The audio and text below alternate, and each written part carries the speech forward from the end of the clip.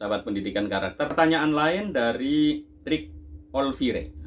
Dia memberikan komentar terkait tiada janji dan jaminan RUU lebih baik di TPDS edisi 60. Untungnya RUU Sisdiknas dikembalikan untuk dilakukan pengkajian ulang, bukan hanya garansi terkait tunjangan yang tidak detail tertuang dalam pasal yang ada di RUU tersebut, seperti yang Pak Doni sampaikan, namun juga satu hal yang menjadi isu krusial bagi para rekan-rekan guru bahasa Inggris, yakni absennya bahasa Inggris sebagai mata pelajaran wajib dalam pasal 81. Belum lagi naskah RUU yang tidak sesuai dari hasil kesepakatan saat rapat dengan para stakeholder sebelumnya. Dalam kurung perbedaan yang signifikan antara naskah April dan Agustus 2022. Ya, banyak PR yang harus diselesaikan oleh Mendikbud. Ya, tentu saja pekerjaan rumah Mendikbud itu sudah banyak. Sejak zaman kemerdekaan itu memiliki banyak pekerjaan rumah yang harus dibereskan dan diselesaikan.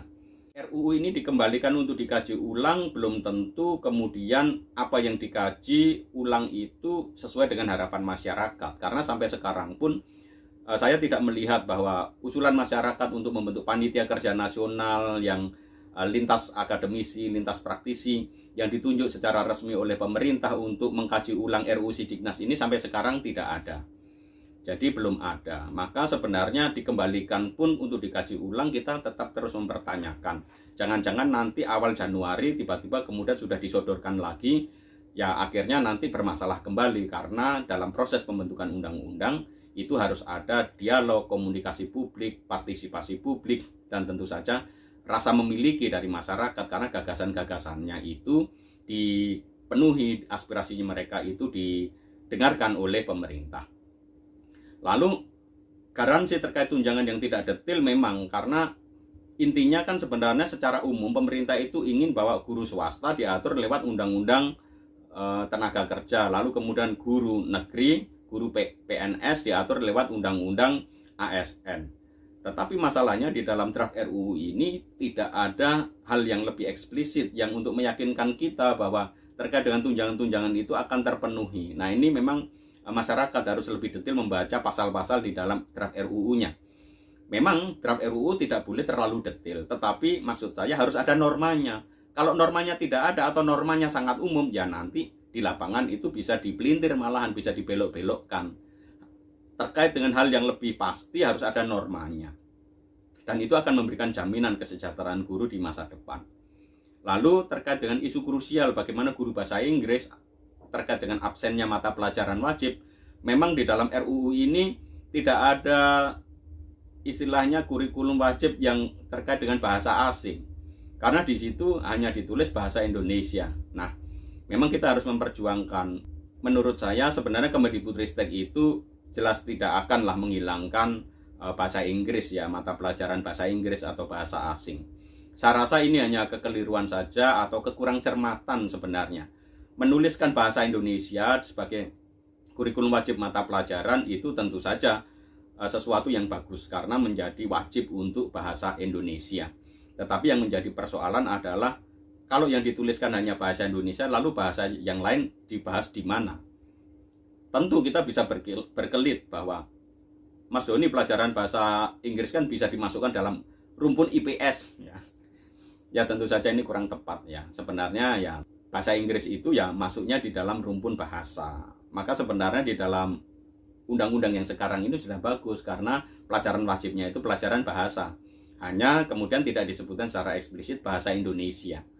Nah, mungkin bisa disebutkan muatan wajib itu muatan bahasa, lalu kemudian terutama bahasa Indonesia, dituliskannya seperti itu sehingga bahasa ini akan kata-kata ada bahasa itu bisa membuka peluang bagi banyak sekolah untuk mengembangkan yang lebih global lagi, bahasa asing, entah bahasa Inggris, Jerman, Jepang, dan lain-lain sejauh mereka itu mau. Tetapi kalau memang seperti sekarang, saya sepakat bahwa dengan hanya dituliskan bahasa Indonesia, ya konsekuensi hukumnya dari pasal-pasal ini adalah bahasa asing itu tidak bisa diajarkan atau bisa diajarkan, tetapi kemudian tidak memiliki dasar hukum di dalam undang-undang, atau bahasa Inggris dianggap seperti muatan lokal. Kan jadi lucu seperti yang kasus di DKI. Muatan lokal adalah bahasa Inggris.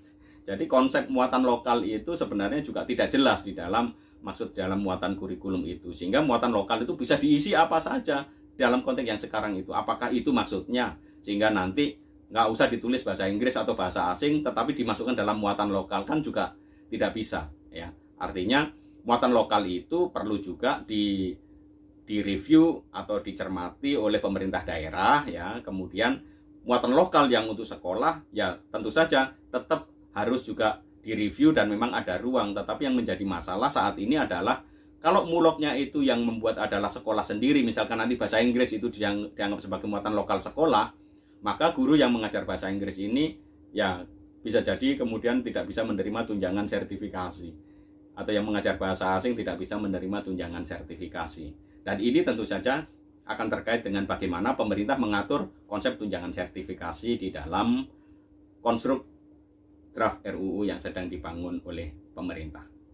Jadi saya sepakat dengan Pak Rick Olvire bahwa tugas atau PR yang harus diselesaikan Mendikbud itu masih banyak, ya. Jadi Mendikbud masih punya PR. Ya, selamat mengerjakan PR kalau begitu.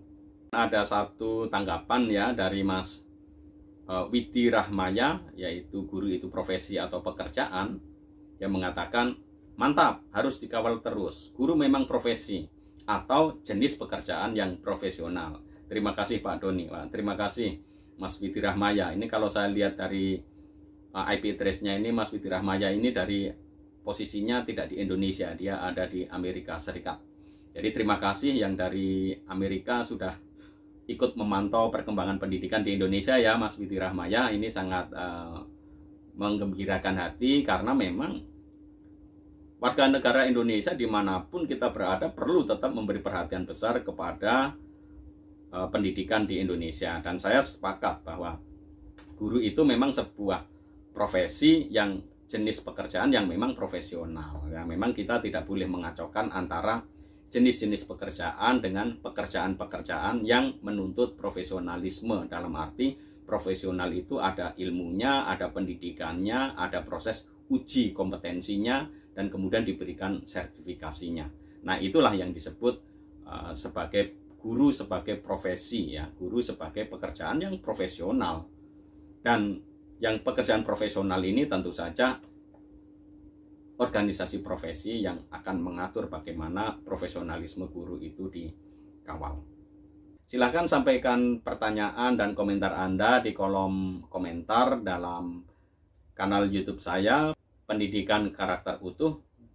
Terima kasih atas tanggapan dan komentarnya. Sampai bertemu lagi di dalam rubrik Tanya Pak Doni saja.